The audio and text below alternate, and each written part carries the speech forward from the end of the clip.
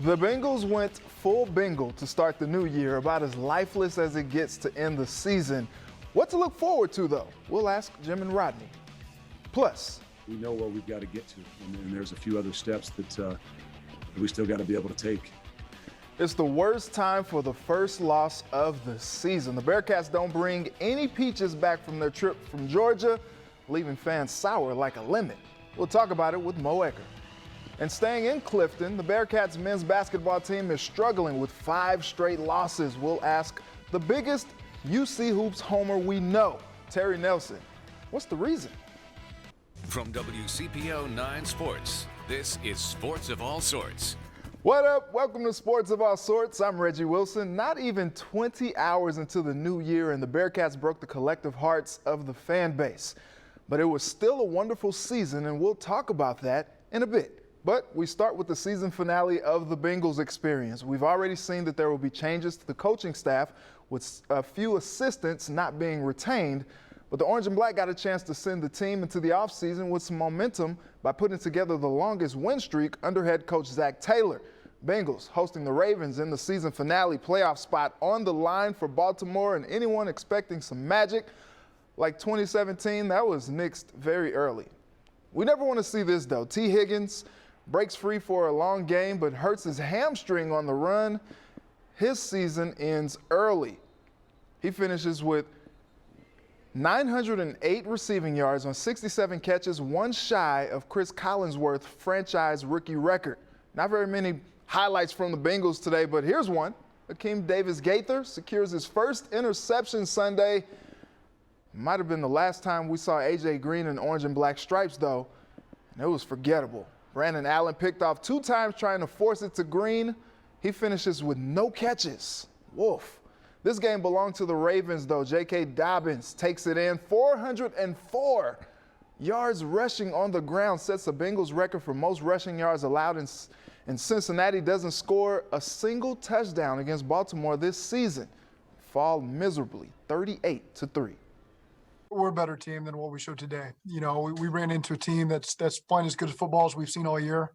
They're certainly peaking at the right time, but that was not our best today, and that's not what we expected to put on the field. We're going to have to live with that and continue to build this offseason. So the Bengals go 1-5 against the AFC North this season, only scoring 11 touchdowns, and 8 of those from Joe Burrow. Back with me for the last time this season is Jim Breach, Bengals all-time leading scorer, and former Bengals cornerback Rodney Heath. Fellas, how we doing? Doing great, Reg. How are you doing? Well, you know, not as good as what we saw at Paul Brown Stadium today. Fellas, how embarrassing of a season-ending performance was that today, especially after the last 2 games looked so well? Yeah. It was very embarrassing. Baltimore is an unusual team in the way because of Lamar Jackson. And the last time they played him pretty well. Today, they had no answer. And he embarrasses you with the way he runs, and he's almost incapable of hitting him. He runs the ball, he rarely gets hit. Well, I would say one of those things that makes Lamar and Baltimore so good, especially on the offensive side. I mean, the only thing the Bengals could do was try and keep the offense off the field. You couldn't do that. Much of that. And, you know, they built that offense around Lamar, and they showed you how much they can run the ball. And they're clicking right now going into the playoffs. So that was a buzzsaw that the Bengals didn't need to see. Do you draw any positives from that game other than the fact that it ended? It's over? I can't. Jim, No. I can't. No, I can't. Yeah, the season's over. That's probably the only thing now you can compare to the offseason. We still got some of the same issues. You know, you went into last year to stop the running game, one of the things. And I know DJ Reed went down early and Dino was hurt. But everybody has guys hurt. You've got to do a better job of at least slowing the running attack down, making it a little bit more one-dimensional. Yeah, big time. All right, so you heard Coach Taylor say they want to build in the offseason. What all do you guys think needs to be addressed? I would say definitely on offensive line, but getting your star quarterback back healthy, you can only have him and hope that he's back even before the season, which we don't know if he will. And then on the defensive side, you added some guy last year, who couldn't play. Then you're thinking about making sure your D-line is good. So you got to win the battle up front, in my opinion, if you want to be able to play, football week in and week out. I agree. You always have to win up front on both sides of the ball, and they weren't doing it. You don't have to look any farther than the Pittsburgh Steelers on the defensive side, or the Baltimore Ravens on the offensive side, or Cleveland Browns on the offensive side. How they run the ball, how they protect the quarterback. Those are the things you need to be able to do, and you need to be able to get after the passer. Yeah, agreed. So if Burrow is back and they assemble the necessary pieces on the roster and the coaching staff, what's your expectation for next year? I would expect that they would come in and understand that you got to do well in your conference as well as out of definitely your conference, because you see these teams 2 times a year. And like Jim stated, if there's going to be a physical type of team like that, you can't have Joe throwing the ball 45, 50 times a game and put him in harm's way. So you're going to have to, again, establish the whole line and be able to be a running game, protect the quarterback, and go from there. I would love to see some consistency out of both sides of the ball. Mm-hmm. Yeah. One week you play pretty well. You have a great game plan against Pittsburgh. Houston was a fun game. And then this week it was dumpster fire, unfortunately.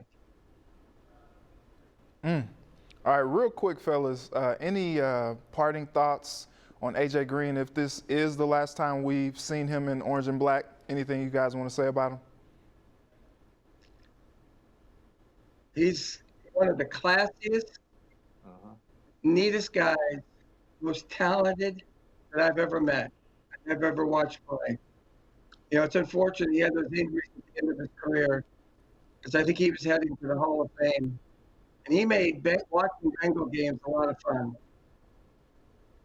Yeah, I agree with it completely, man. That guy, a class act, and just wish him the best. If he's not back next year, we wish him the best, man. We appreciate everything that he did. Absolutely. All right, Jim, Rodney, it's been a lot of fun this season. I'll catch up with you guys down the line. Thanks, Reggie. Thanks, guys. All right, as they say in Cincinnati, maybe next year. So let's look forward to the 2021 season. I want to hear from you. How many games will the Bengals win next season? Playoff team? Let me know. Tweet me at Reggie Wilson TV and make sure to use the hashtag SOAS. And the Bearcats played like the best team in the stadium for the better part of 3 quarters down in Atlanta, but ultimately came up short. Coming up, we break down the game and talk about UC's outlook moving forward.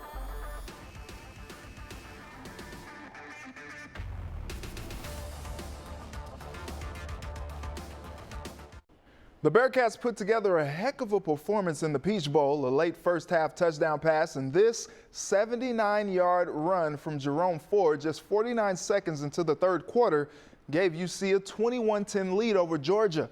But that was the last time Cincinnati scored, as they let the lead slip late on a 53-yard field goal and come up short with a 24-21 loss to end the perfect season.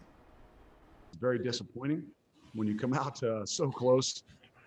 But we're not disappointed. I can't tell you how proud I am I say the seniors all the time, but how proud I am of all these guys. How these guys have handled it, how these guys have continued to move forward, how these guys have continued to take care of one another is what this game is really all about. And tough, it hurts. Every one of those guys in there hurt because they care so much and they've worked so hard and sacrificed, and it is what it is. We'll be better because of it. Wow, very emotional and passionate Luke Fickell after the bowl loss. My next guest made the trip to Atlanta for the game, Mo Egger from ESPN 1530. Mo, how tough was this loss for the Bearcats?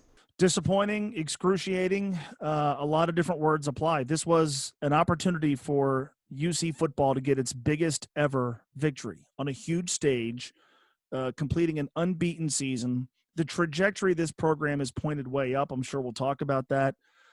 It's in great hands with Luke Fickell. They're going to have a good roster back. Nothing that happened on Friday invalidates the season they had, but you only get so many opportunities like that. And it was a day where the Bearcats were the better team. They were more physical. I thought they were more prepared. I don't like the narrative that Georgia wasn't motivated because I was there. I saw a motivated team, but yeah, I'll buy that the Bearcats were a little bit more motivated. I'll go into that. They were 2 yards away from achieving something that is really hard for this program to achieve, a win over a powerhouse program on a huge stage that would have wrapped up an unbeaten regular season. You simply don't know when you're going to have an opportunity like that again. And so to not be able to capitalize, again, great effort. They showed they belonged.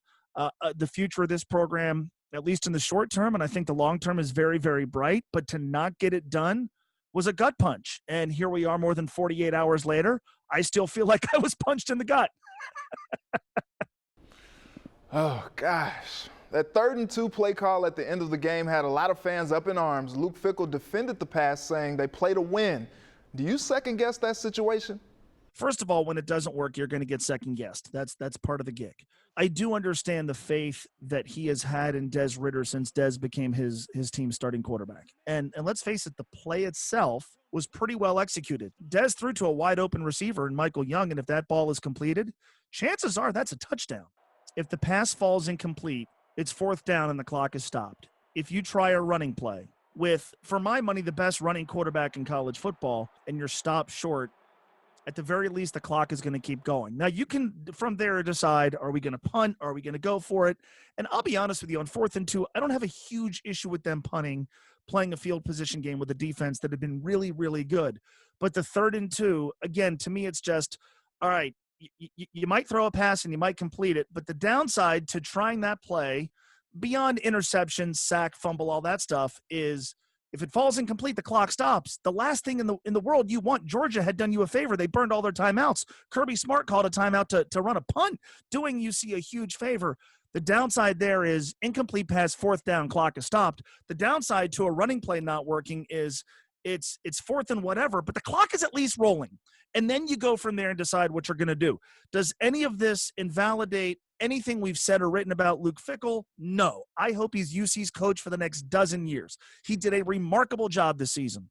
But in that moment, is it fair to second guess? I don't know how you don't. Mo, the 2 safeties, James Wiggins and Derek Forrest, declared for the NFL draft today. There may be others in the coming days.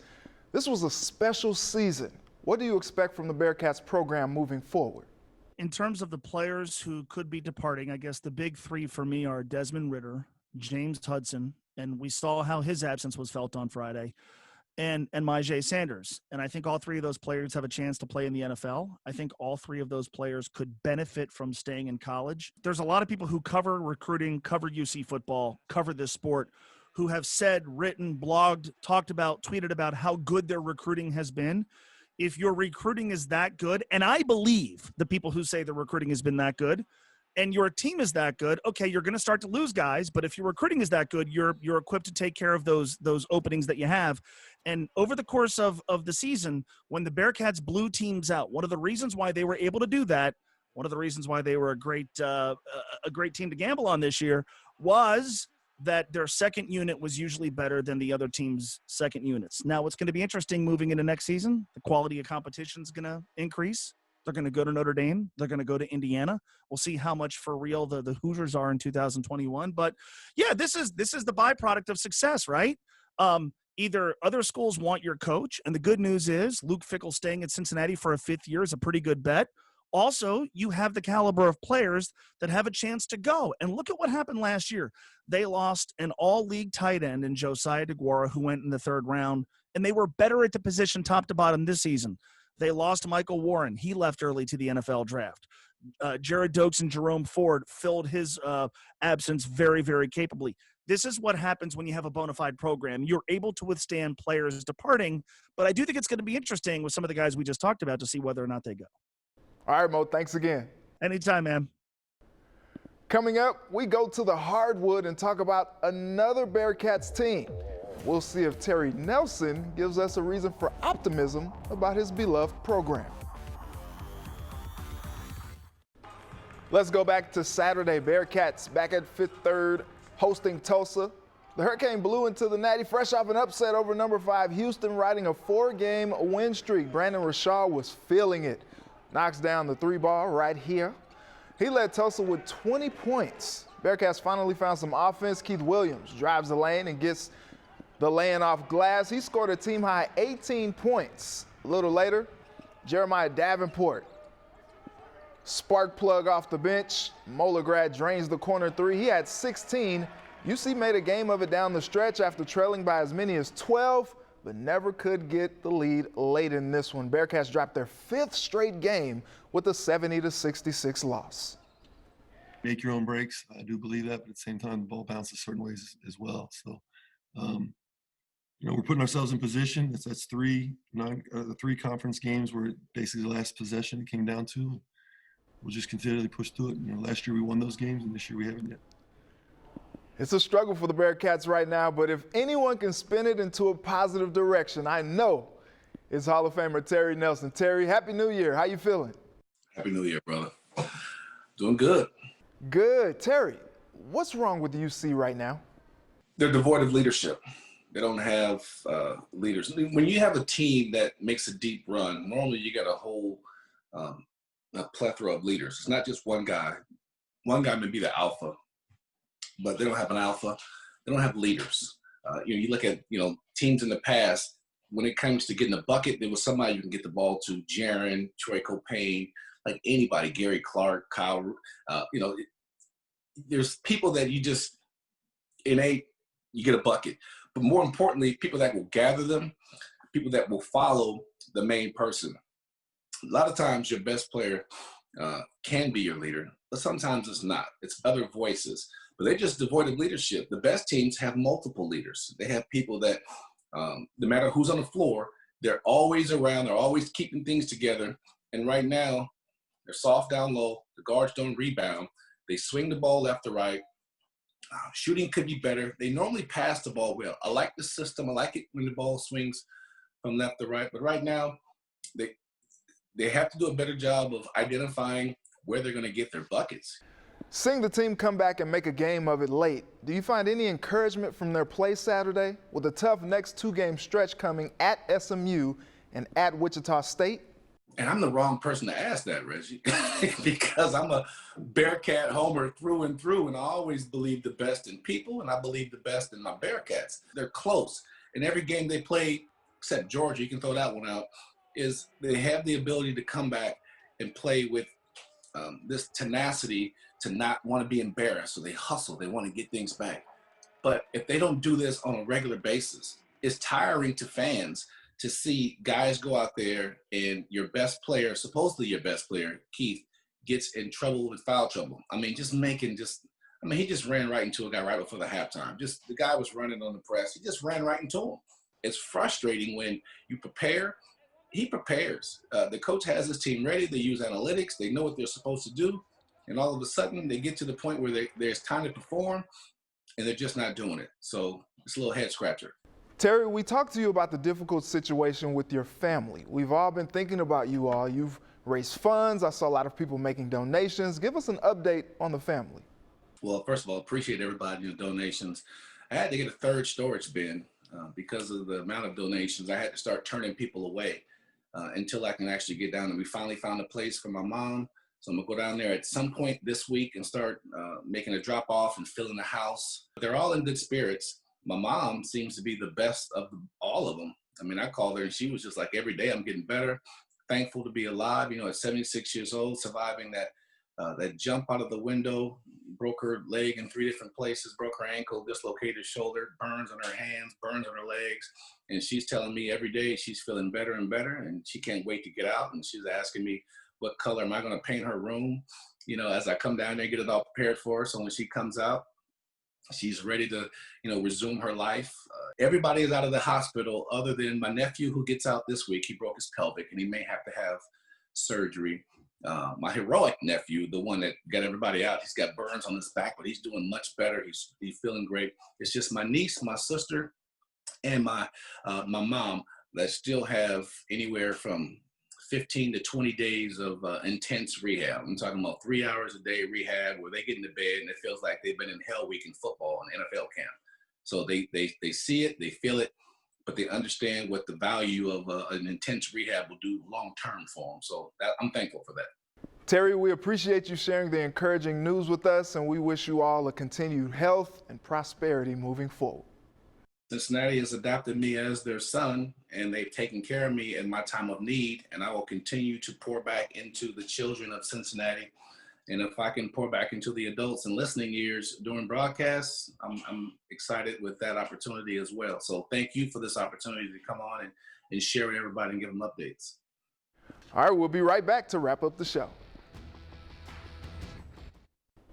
Welcome back. Well, it's been real, it's been fun, it's been real fun, but we gotta go. I'd like to thank my guests Jim Breach, Rodney Heath, Mo Egger, and Terry Nelson for joining me tonight. And thank you to my village who helped me put this all together. Thank you for watching. Let's do it again next Sunday. Until then, have a good night and a very blessed week.